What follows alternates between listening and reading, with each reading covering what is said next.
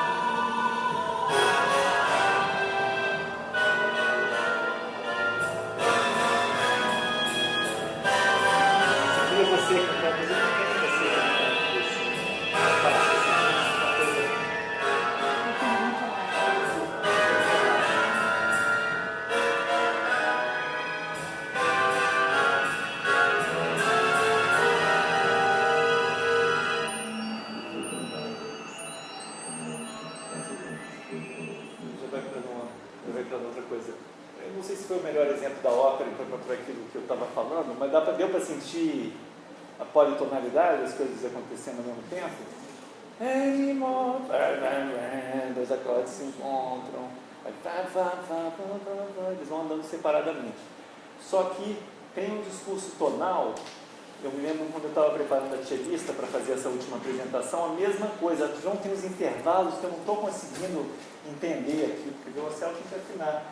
Eu falei, ouve a tua linha, porque se você ouvir a sua linha, você faz sentido melódico sempre, espero. Se eu tiver acertado, faz sentido. Eu não sei que eu tenho cometido, né? Eu não sei que tenha cometido erro. Mas se você ficar ouvindo a linha do outro, você talvez se perca, porque aí pode ter coisas que estejam caminhando em universos diferentes. Na minha última ópera, um exemplo melhor de ouvir, no sétimo selo, por exemplo, tem um acorde que é um acorde artificial, que não é um acorde do modo tão tradicional assim. Porque a questão da tonalidade, que eu acho que é relevante nesse discurso, quando a gente tem esse vocabulário harmônico que a gente vê nessa lista, que se expandiu muito, a gente tem acordes desde os acordes tradicionais que a gente tem lá, maior, menor, a acordes cluster, passando por acordes, todas as combinações, é uma lista grande, que a gente estava vamos ter grupos de 4 notas, grupos de 7 notas, acordes de 6 notas. O que acontece muito é o seguinte, o que eu estou buscando, porque a gente pode ter uma música, a gente pode escrever uma música modal de 3 minutos e se sustentar que ela não vai para lugar nenhum, mas é bonita. Pode ser, o Milton Nascimento, tem coisas lindas assim,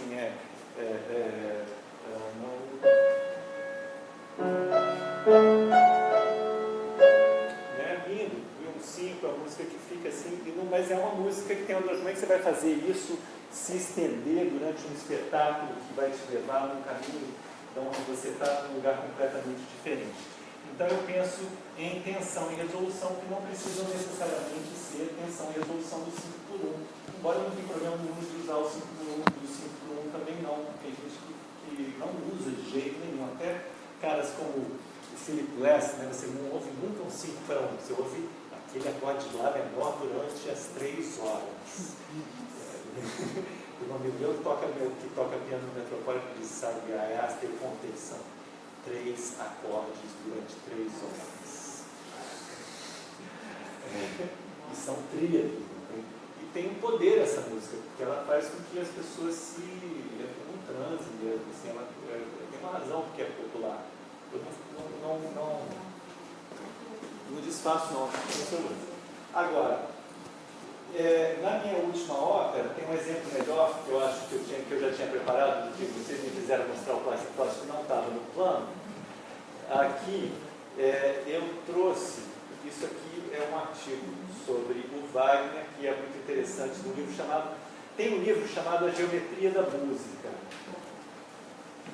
que é um livro de um cara chamado Dmitry Timoksky, que é um cara jovem que é diretor do departamento de composição da Princeton atualmente. Dmitry é um cara que é músico de jazz e compositor erudito.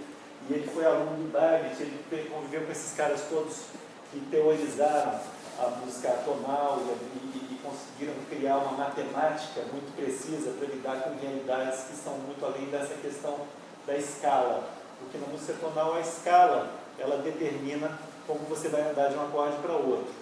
Né? A progressão, ela determina qual tom que você está, e aí você, quando você usa um acorde que sai fora daquela progressão, acontece uma modulação ou um empréstimo de uma tonalidade próxima, né? Um empréstimo de uma tonalidade menor, ou aquele caso do 2 maior, que eu tinha analisado como 5 do 5, mas eu hoje em dia prefiro dizer que é um 2 maior com a nota lídia, que eu acho que ele soa mais, enfim, mas são maneiras de você analisar sempre pensando dentro da escala.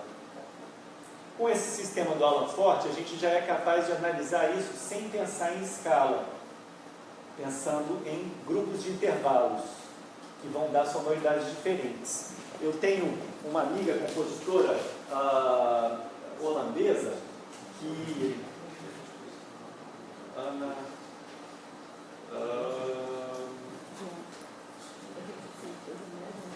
já vai terminar? Não, fazer intervalo? Então tá, depois eu mostro o sistema. Então vou fechar com esse acorde. Qual é a pergunta?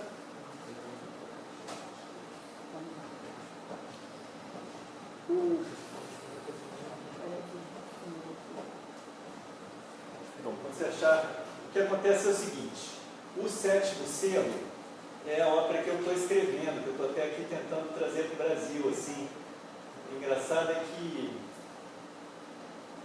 nos Estados Unidos eles não querem, têm dificuldade de fazer, não sei se eu devo falar isso online, depois eu falo.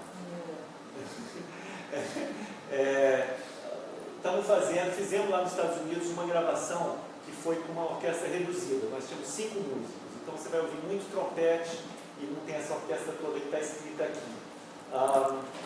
Eu vou tocar o comecinho do 7º selo. Eu comecei a ópera escrevendo um acorde e depois eu fiz um encaminhamento para chegar nesse acorde.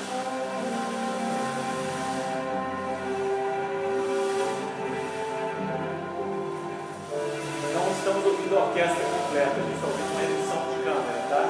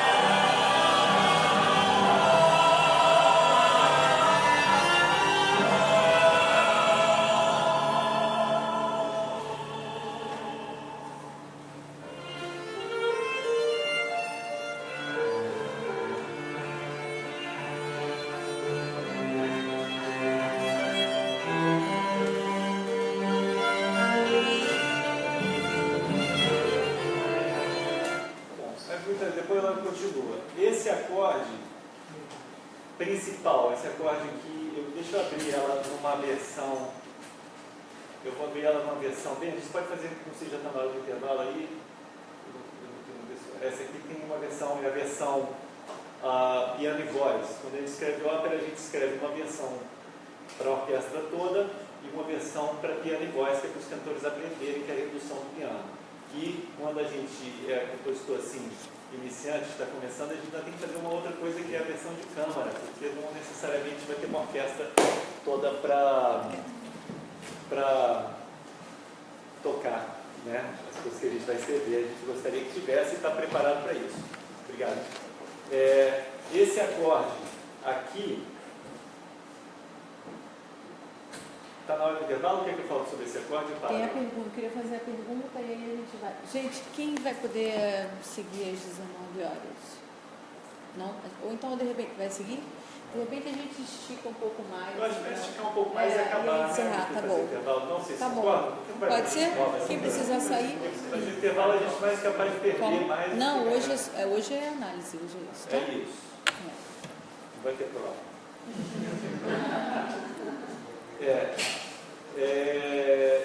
Essa pergunta que ela fez. Então, vou responder agora. Porque a gente está live no Facebook, vocês sabem, né? Quais os critérios que você usa para resolver por onde vai escrever e a partir de quê? Se é que é um ponto de partida. O que faz você escrever mais tonal, ou modal, ou atonal? É uma mistura? Qual o teu mote? Esses são critérios estruturais. Eu vou falar sobre, a gente pode falar mais sobre isso. Os critérios, ela pergunta dela sobre quais critérios para escolher se a gente vai fazer, se eu vou usar uma linguagem mais tonal, ou uma linguagem mais modal, ou uma linguagem mais atonal. Eu realmente uso de todos esses elementos conforme a necessidade dramática. Essa é a resposta curta. Como é que, né, tem uma necessidade dramática para o momento em que acontece uma coisa, morte, chegou lá, toca-se um cluster, uma coisa mais atonal. Um momento de você relaxamento, você dá uma coisa que as pessoas consigam.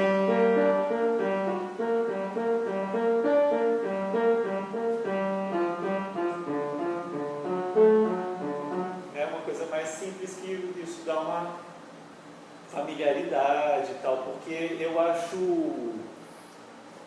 eu não me satisfaz quando eu vou ouvir música que fica num ambiente só muito tempo. Eu acho que existe uma questão de expectativa e de satisfação, que quando a gente, mesmo que seja uma coisa, porque no século XX ficou uma coisa assim do imprevisível, você está dando esse acorde, vem depois daquele, é previsível.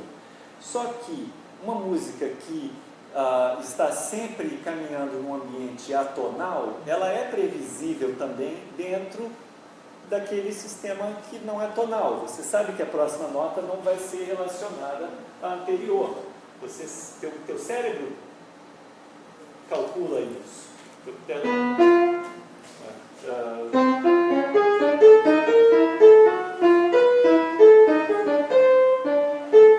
Chega uma hora que, se for continuar nisso, você sabe que você está nesse ambiente, se não sair disso. Agora, se você usa um pouco disso e sai disso para... Nossa! Até que foi isso, né? Não, né? Solta, né? Tudo bem, resolveu.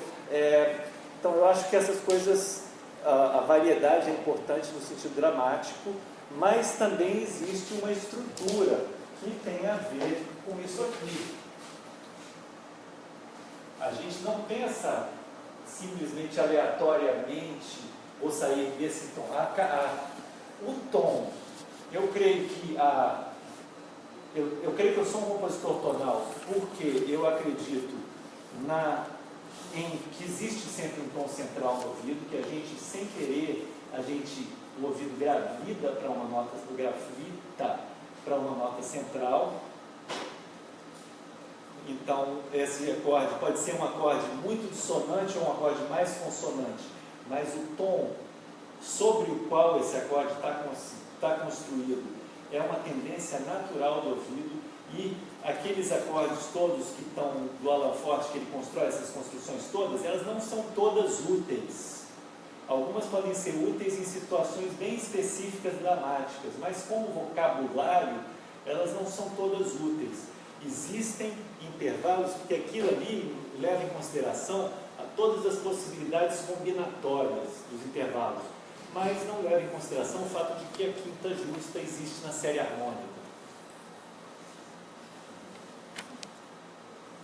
Todas as escalas indianas, que são muitas, têm a quinta justa.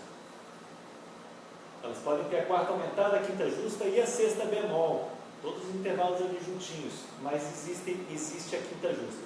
Existe uma questão que o Timóteo fala, que é na quase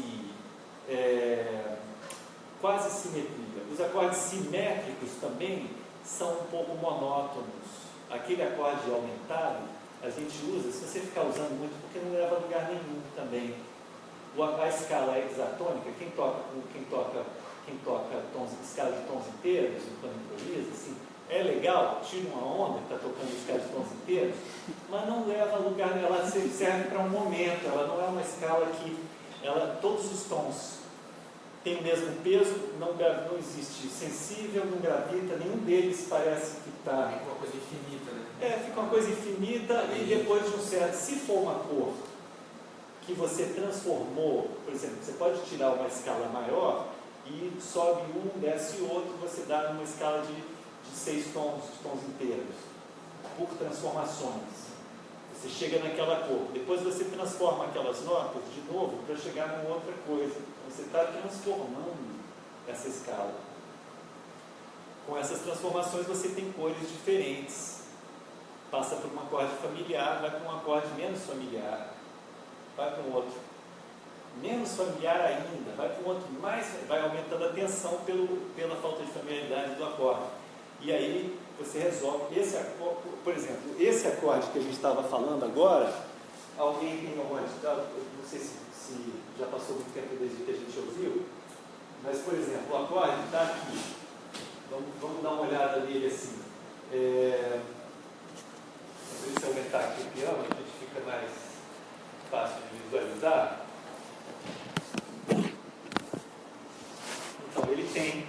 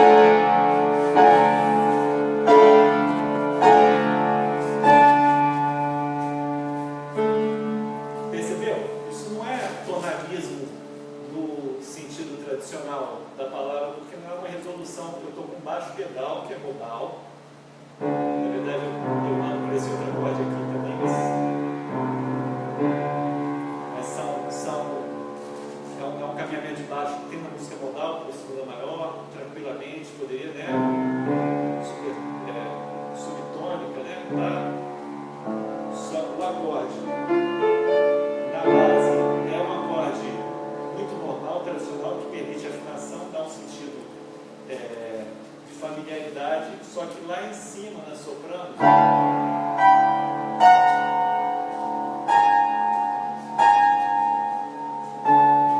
e resolve uma quinta. Quando resolve mesmo, só tem Ré e Lá, de cima a baixo, todo mundo cantando Ré e Lá, que é uma resolução muito natural, porque temos isso na série harmônica. Então, qual é o princípio da música tonal? Tensão e resolução. Para fazer tensão e resolução, você precisa de 5-1? Não, 5-1 é lindo, pode até usar o 5-1, se você quiser um momento. Personagem tonalzão. Nessa ópera, eu tenho 7 personagens principais. Eu pensei, poxa, eu vou escolher um modo para cada um. Eu falei, que bobagem, um modo para cada um. Uma linguagem tonal para cada um. Tem uma que é bem modal, a morte, ela fala numa escala de tons inteiros mais 1. A morte...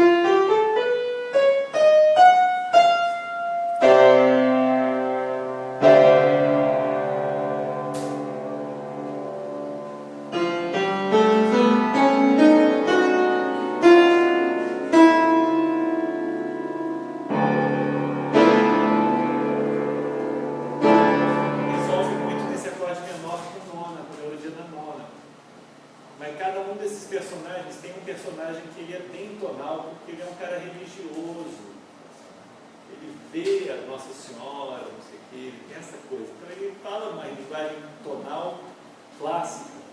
E tem um personagem que ela é pagã, ela está delirando, o verão é melhor que o inverno, então tudo que... E ela é muito alegre, então ela fala uma linguagem muito lídia, muito modal, mas com esse super maior que é o modo lídio, né? Que tem no jazz também, lídio com a sétima, bemol, né? Então ela tem uma coisa, mi bemol sétima.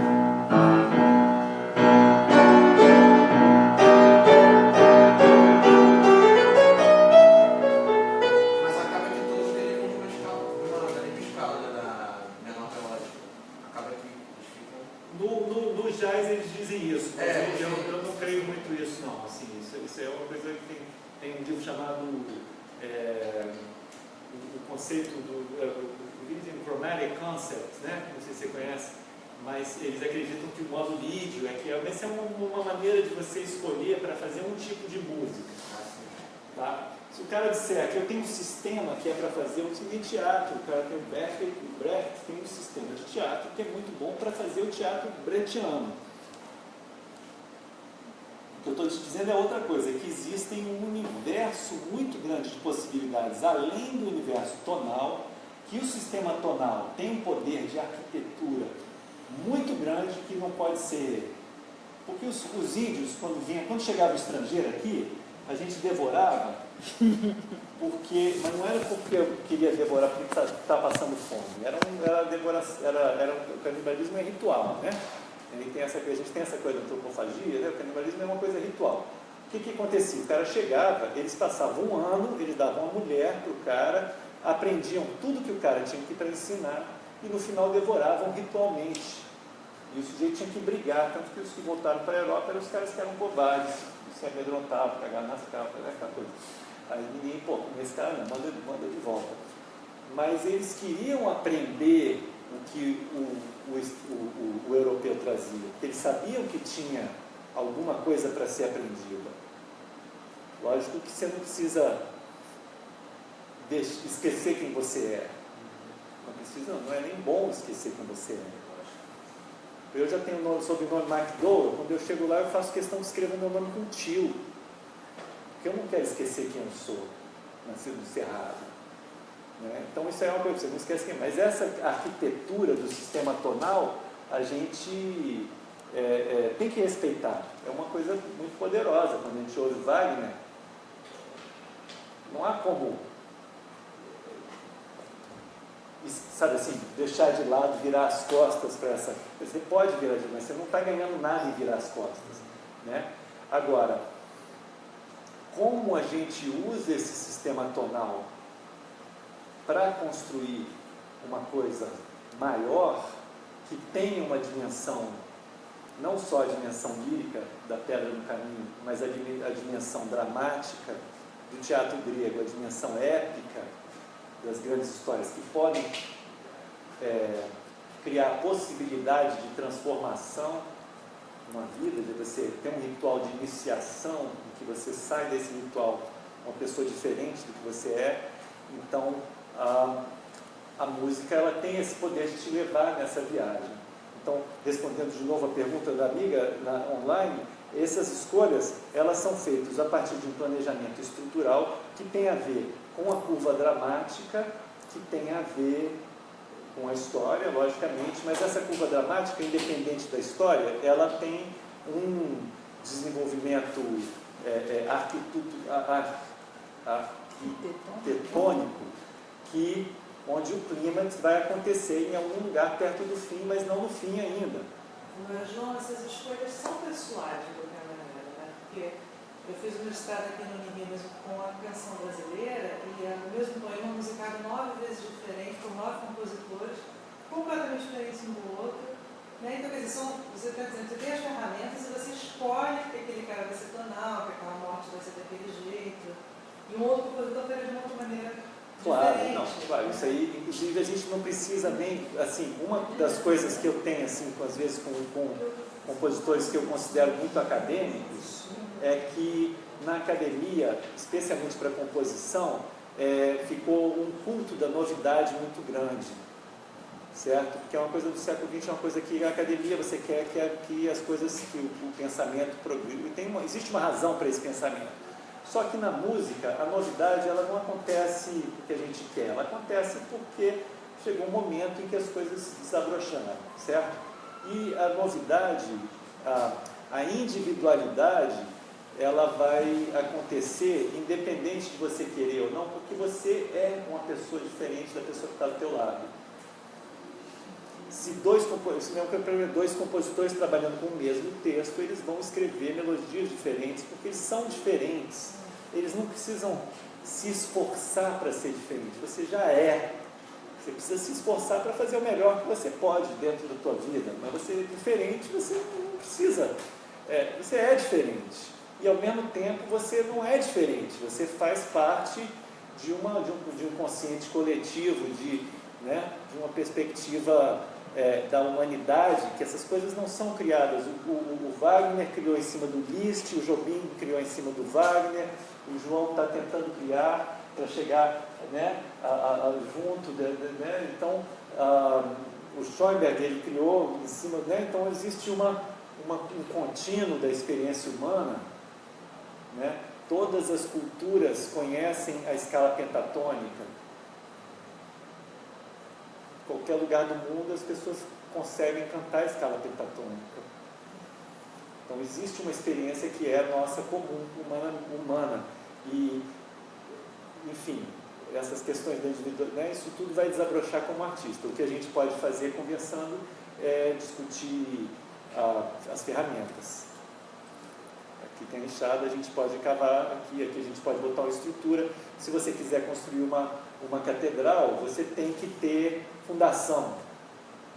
Como vai ser a tua catedral é uma escolha tua, mas você vai ter que ter fundação. Se você não tiver fundação, o prédio vai cair. Eu não sou engenheiro, mas imagino que isso seja uma afirmação assim, né? Então a fundação é uma coisa assim, você vai dizer que a tua cena, a tua ópera, esses dias eu estou escrevendo minha irmã me pediu para fazer uma música para um trabalho, não sei o quê. Ela falou, vamos fazer, mas eu queria que estruturasse como se fosse uma ópera. Eu falei, quanto tempo você quer? 40 minutos. Quanto tempo cada cena? Mais ou menos 6 minutos. Então, vamos calcular 7 cenas. Vai dar 42 minutos, algumas podem ser um pouco mais curtas, estamos nessa média. Então, a primeira e a sétima, normalmente, vamos fazer uma recapitulação, porque isso amarra as coisas, faz com que o ouvido da pessoa entenda da forma sonata, aquela coisa. Mas a primeira e a sétima a gente vai botar uma estrutura semelhante. Aqui no meio, a gente tem um momento de rotina, as coisas acontecendo em expectativa, né?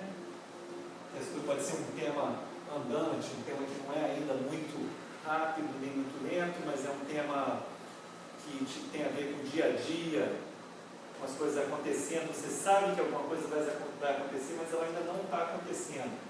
Aqui você tem 5, 6, 3 e 2. Esse aqui a gente já combinou que são semelhantes. Pode ter uma resolução, como tem na forma sonata, que esse aqui seja 1 e 5, e esse aqui seja 1 e 1, mas se for em dó, seria dó e dó, enfim, não é esse o tom, mas esses aqui tem a ver um com o outro. Esse aqui pode ser lento, e esse aqui pode ser muito lento. Esse aqui pode ser rápido, e esse aqui muito rápido.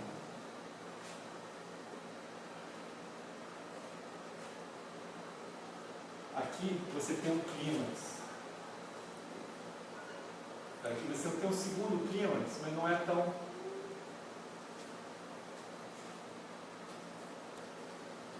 Percebeu?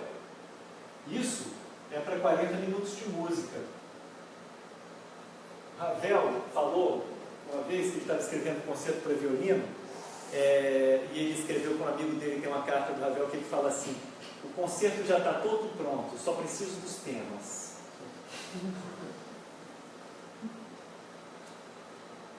Percebeu? O concerto está todo pronto, só faltam os temas. Quer dizer, o raciocínio, quando você está trabalhando com grandes formas, não é... Porque, lógico, se vier uma inspiração, você está cantando na rua, subindo um tema que é maravilhoso, você anota. Se bem que um dos grandes compositores de composição que eu tive, que foi Ian Guest, que é um cara daqui, que é húngaro, mas é brasileiro, né? O Ian, uma vez, ele falou: não escreva. Para que você escreveu isso? Ainda não tem nada aí, isso aí não é nada. Eu fui desenvolvendo um grande trabalho só para provar para ele que era, mas tudo bem. Ele falou: ande com a melodia. Você que perguntou antes de gravar, não, foi um outro menino que estava aqui mais cedo. Ande com a melodia, vai caminhar. Quando você tiver uma melodia linda e você viver com ela, ela fizer parte da tua vida, aí você escreve, você harmoniza em contraponto, você faz um acompanhamento no tom e toca ali em outro, você faz qualquer coisa que você quiser. Mas enquanto você não tem uma melodia, não precisa escrever, fica viva com ela. Outra não, do que é ao contrário, escreva ou grave. Veio, você escreve ou grava, porque se veio é porque é bom. Você decide essas coisas. Cada um tem uma perspectiva. Agora, essa questão da melodia, dos temas, né, são questões pessoais, individuais, é onde você vai, né? O cara é mais barroco, o cara é mais neoclássico, são linhas limpas, ele quer menos. Eu escrevo de uma maneira que eu tento que seja muito transparente, tanto que a pessoa olha e acha que é tonal, depois ouve, acha que é atonal, depois ouve, acha que é tonal, aí chega à conclusão de que não, realmente é tonal. Eu tento não escrever uma coisa que tem uma aparência de ser muito complicada. Eu acho que é uma filosofia minha. Mas tem pessoas que eu admiro muito. O Arthur, que é uma pessoa que eu admiro muito, você olha para a partitura dele e você fica assustado. Quanto tempo que eu vou demorar para aprender isso? É muito difícil. São perspectivas diferentes, é uma personalidade, cada um tem a sua verdade interior, e somos diferentes, né? Mas isso não deve ser uma preocupação, porque isso vai se manifestar de qualquer forma. Quando é compositor de voz, como você está fazendo, né, é diferente de você só para o instrumento. Você está trabalhando com a voz humana, tem outras questões que você já sabe bem lidar com isso, né? Porque às vezes aquela nota está impossível de cantar, não tem como você emitir, né? Aí ou você transforma aquela nota, muda, enfim, tem características vocais que, se você vai estudar ópera, tem que saber como é que funciona, tem que saber a fisiologia vocal. Fala isso para Beethoven, né? Fala isso para Beethoven. A Dona Sinfonia, né? No final da Dona Sinfonia. Não tinha lá em cima. Não é nada confortável. Ele dava esporro na sua... Vocês estão muito acostumados a cantar ópera italiana, com esse negócio aí, vai cantar essa porra mesmo, não quero saber de nada. Não tinha perdão, não. Mas, e a Beethoven, e a Nona Sinfonia, lindíssima, a soprano sofre e o problema dela. Eu não sou soprano. Não, ali é barra pesada para soprano, eu também não sou soprano. Canta aí, o problema é teu. Mas isso são, realmente, você tem que ter conhecimento, isso é uma outra questão. Isso é a questão do domínio do material. Não adianta escrever uma nota que o instrumento não tem. Não adianta você escrever para uma trompa, sem dar pausa para ele respirar. Não adianta você escrever para um trompete sem dar pausa para ele descansar a embocadura. Né? Então você tem que ter, se você é compositor, está escrevendo para você tem que ter esse conhecimento do registro, da velocidade, de características técnicas. E Beethoven, no final da vida, no diário dele, tem lá assim, conversar com o oboísta para entender o que um oboé consegue fazer. Tem coisas que são difíceis, que são aparentemente difíceis, mas que são fáceis no instrumento. Você, no violino, caminhar por sextas é fácil. O piano é difícil. Tem que sextas, dar um monte de cestas, assim, ou tocar cestas, né? Quer dizer, o pianista mesmo não é problemático, mas são intervalos assim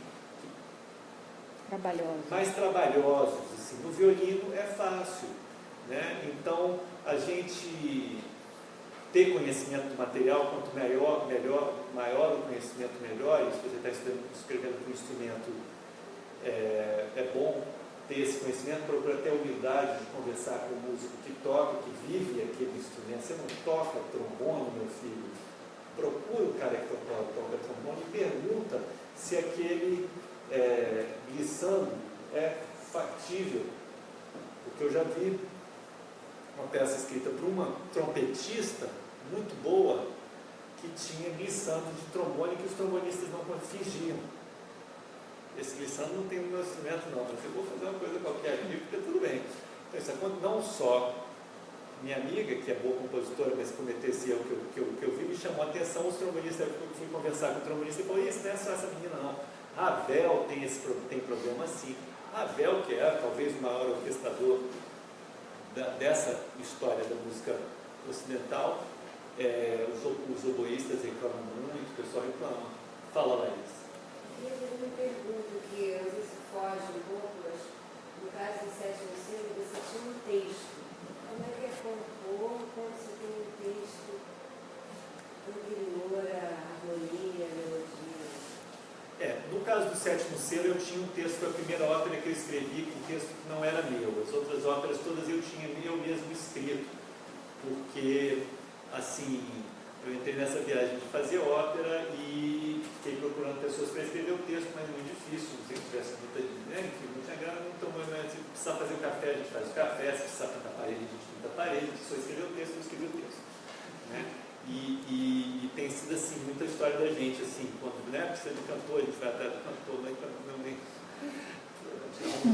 faz amizade, né? Faz carinho, ajuda na mudança. No caso do sétimo selo, é uma bênção realmente, que o texto é muito bom. O texto do Bergman é sensacional. O texto do Bergman está no nível de Shakespeare. O texto do Bergman, esse é um dos textos, talvez, dos maiores textos, assim, talvez é tão bom quanto e melhor do que muita coisa que Shakespeare escreveu. E eu li Shakespeare.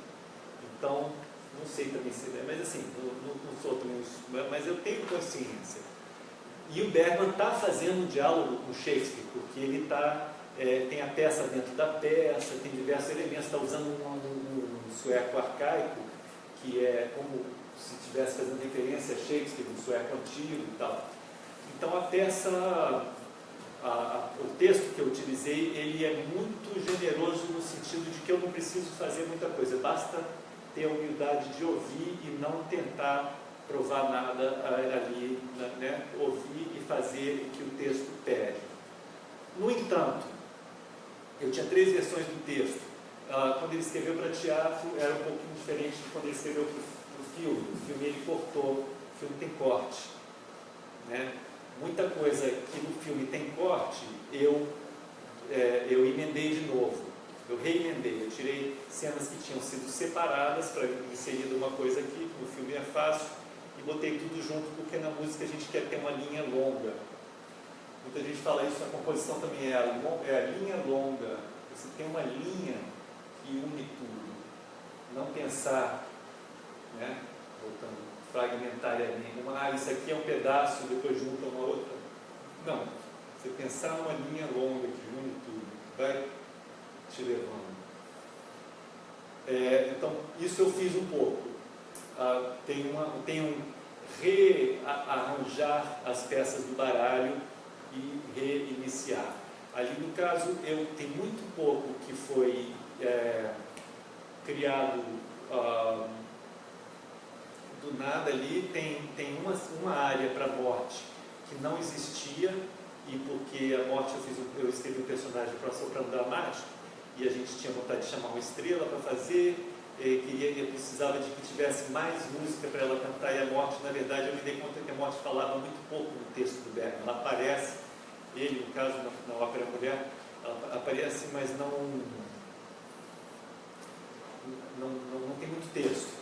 Então, o que aconteceu? Teve um momento que eu tive uma luz, na sala que eu trabalhava lá no estúdio do Bergman, ele mandou pintar diversos painéis com ícones de japonês com nome sueco escrito embaixo, que era a morte, a vida, a alegria, o prazer, a música,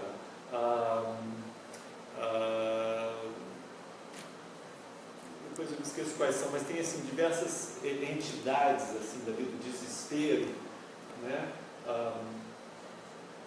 E eu tinha anotado essas palavras todas com os ícones, os ideogramas japoneses e as palavras, e eu peguei e usei essas palavras como texto para uma área da morte.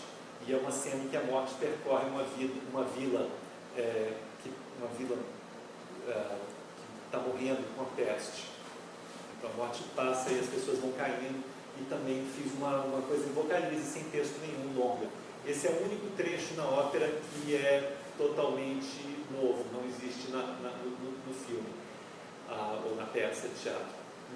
Via de regra, o texto dele, eu só tenho que debater muito o que eu posso cortar, porque é todo muito bom e tem que cortar, porque senão seria uma ópera muito longa, e a gente quer que ela tenha 2 horas e pouco, então tem muita coisa que tem que ser cortada, porque o tempo musical é mais longo do que o tempo falado.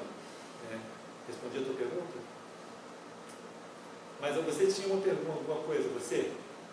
Alguém levantou a mão? Não? Foi assim. Curiosidade dessa formação na música. Ah, sim. Olha, eu cantava em coro. Eu tenho umas experiências muito engraçadas, eu posso contar ali, mas eu cantei coro como criança, fiz aquela coisa da formação de flauta doce, um pouquinho ali, mas eu fugi até da escola, porque eu tinha uma experiência muito professor de flauta, eu não sabia nada, ele falou, toca uma nota aguda, eu toco uma nota grave, toco uma nota grave, eu não sei o que eu fiz lá, fiz uma coisa errada, ele me trancou na sala, eu fugi, não voltei mais para a escola, mas eu era doido com a música. Então, eu ouvia muito, depois estudei violão, fiquei estudando esses instrumentos da criança, né? E ouvia muito em casa, papai ouvia muita ópera, eu achava chato, mas eu ouvia porque ele ouvia muito alto, então não tinha jeito. E eu gostava de bossa nova, né, João Gilberto, não tinha nada a ver, rock and roll, né, Blue Ridge, não tinha nada a ver com nada. Mas ele ouvia aquilo no fim de semana com o vizinho, eles botavam altíssimo assim na sala, domingo, logo cedo. Não é maravilha? Formação que você quer, tá? Aí, e eu ouvia muito, descobri os discos dele de música clássica que ele mesmo não ouvia. Aí fui ouvir Brandenburgo, Mahler, essas coisas que ele tinha aquela coleção, e eu ficava brigando com ele, falava, vamos ouvir uma música boa aqui, Brandenburgo, isso aqui é. Ele, não, Rigoletto, você tem que entender, que você tem que pôr, né? E aí, esse diálogo, de certa forma, foi muito interessante para mim, assim, a longo prazo. Depois eu fiz graduação em letras, mas fazia muita matéria na música. Eu estava numa faculdade em que isso era possível. Quando eu comecei meu mestrado, eu fazia uma coisa meio dupla, que era literatura comparada com música. Eu estava escrevendo sobre justamente Schoenberg e James Joyce, essas coisas que quando a gente é intelectual a gente acha que faz sentido. Né? Mas abandonei o mestrado. Porque era James Joyce. Mas isso no Brasil? No Brasil, no UNB. E o que acontece é que o departamento de composição naquela época era todo serialista. Então você tinha que escrever música dodecafônica dentro de uma fórmula que depois eu fui descobrir que os caras, os grandes mesmo, os serialistas, não se reduzem a essa fórmula. É uma fórmula que você tem que contar até 12 e depois contar de novo. E vira uma coisa muito mais fácil escrever uma coisa assim nessa fórmula do que fazer uma fórmula, escrever um coral de Bach, né? Mas assim, a exigência era que havia uma pressão que se você não escrevesse dentro desse idioma, você não era um compositor sério. E nessa mesma época eu tinha uma banda de música eletrônica, pop, experimental, que começou a dar muito certo para mim, assim, artisticamente. A partir daí surgiram a proposta de fazer trilha. Fiz trilha de teatro, fiz trilha de televisão.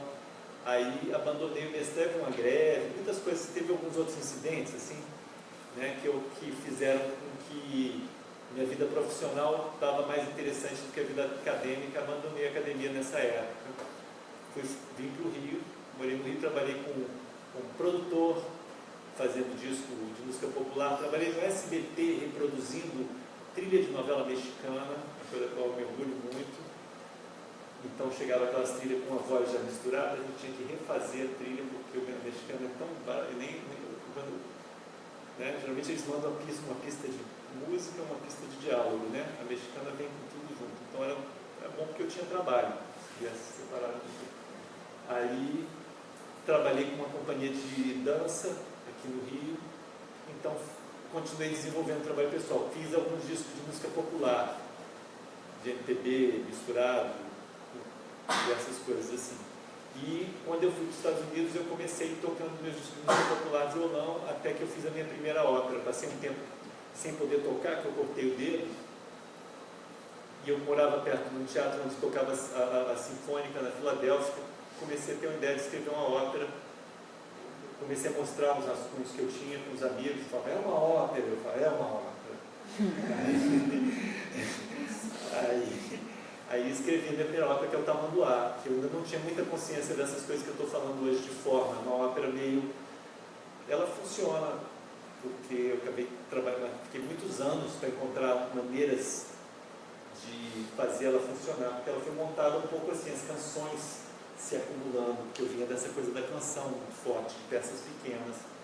Então não tinha ainda uma visão dela, né? Eu tive que montar ela toda, depois de montar, tentar consertar as coisas que não funcionaram, em vez de simplesmente escrever uma vez, fazendo sentido, que hoje em dia eu já adquiri essa técnica, né? E quando eu fiz o Tamanduá, lá nos Estados Unidos, até hoje a gente não conseguiu descobrir uma outra ópera que tenha sido feita lá em português. Foi muito legal porque a reação dos cantores, tem cantores muito bons que no momento mais cantam ópera, quer dizer, gostam do repertório do século XIX, estão não estariam cantando ópera, mas estão interessados em um repertório novo e reagiram muito bem, aquela coisa meio MPB do Tamanduá, e uma linguagem melódica, mas também com harmonias diferentes da tradicional, mas não tão áridas quanto os compositores mais acadêmicos mesmo, né?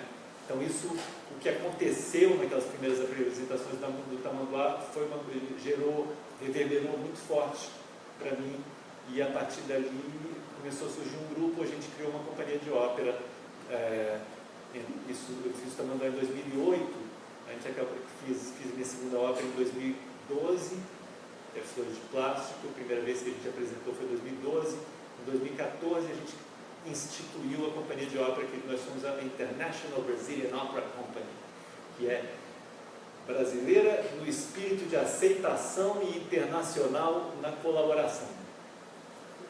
São quantas pessoas? Cara, tem bastante gente. Nós temos um corpo diretivo de 4.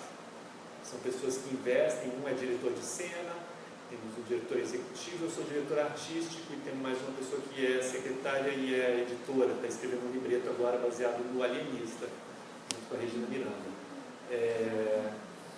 Mas temos uma lista de umas 100 e poucas pessoas que trabalham conosco, diferentes.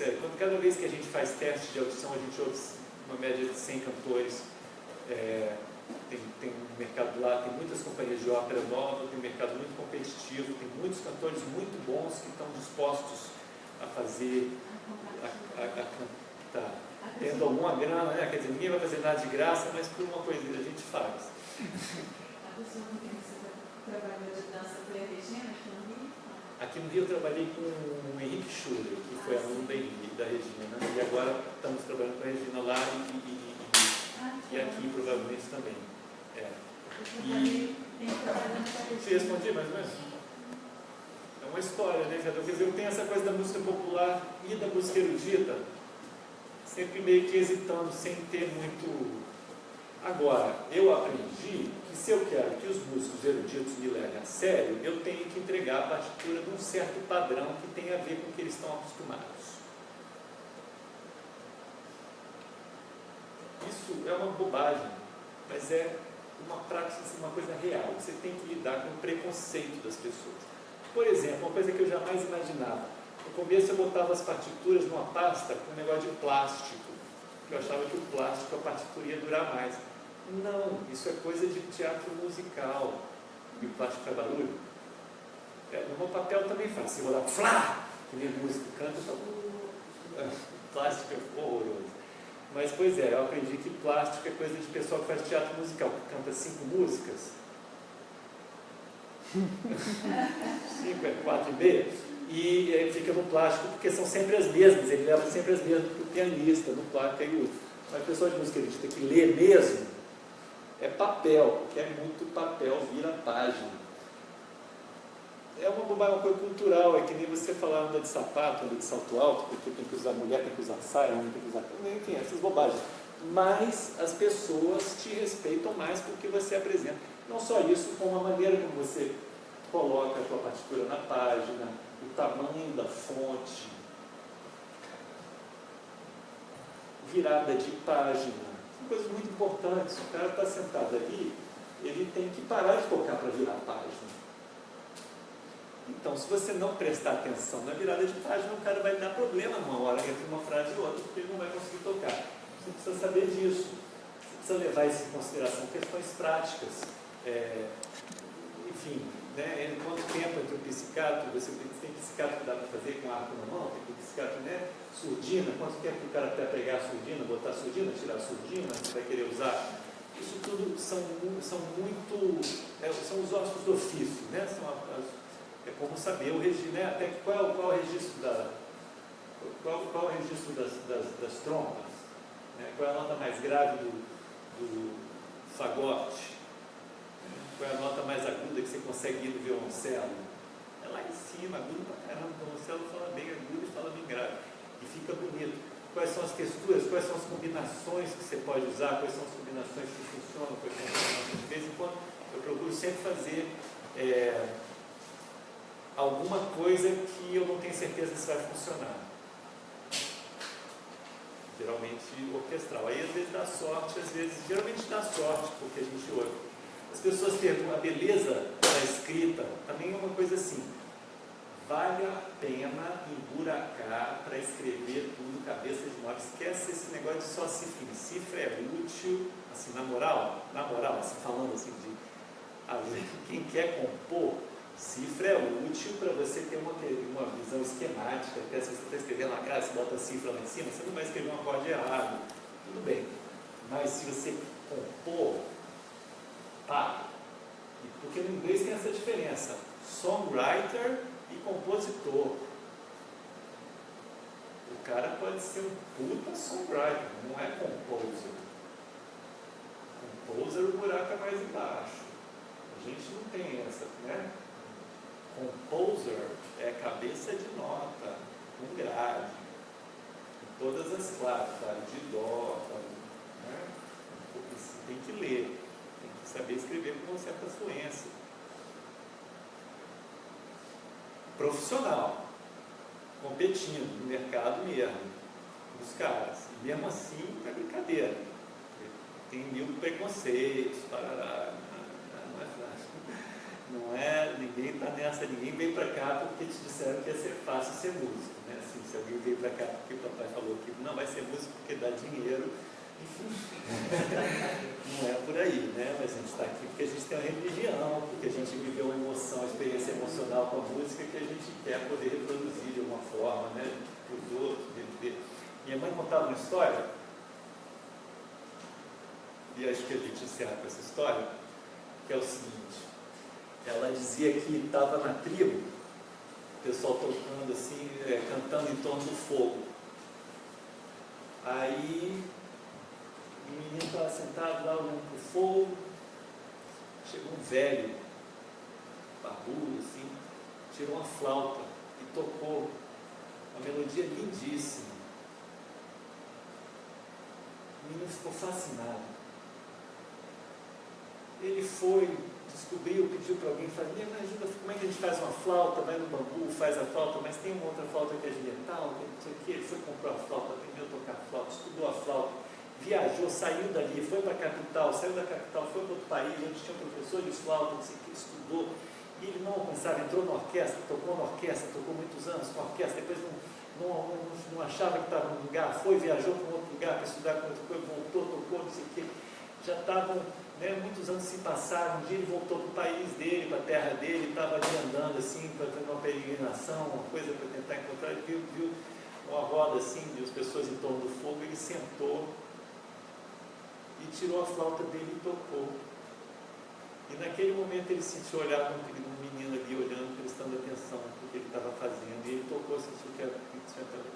E nesse momento ele sentiu que ele tinha completado um ciclo.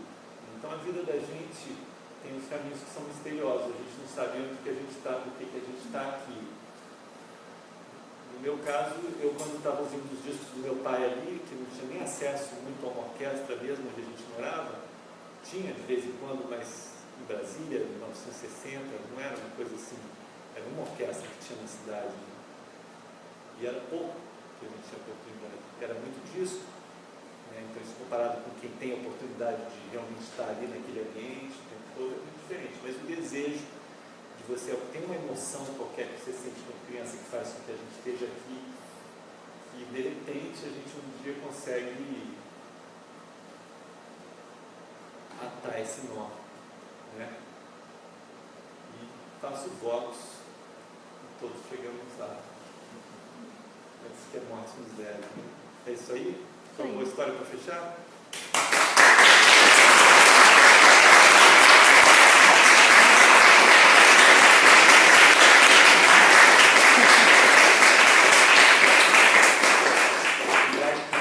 Imagina. Obrigado. Eu que agradeço imensamente por ter aceito o convite. Gente, obrigada por ter participado. Tchau para o Facebook. Tchau, Facebook. Valeu, galera. Tem um monte de gente aí online.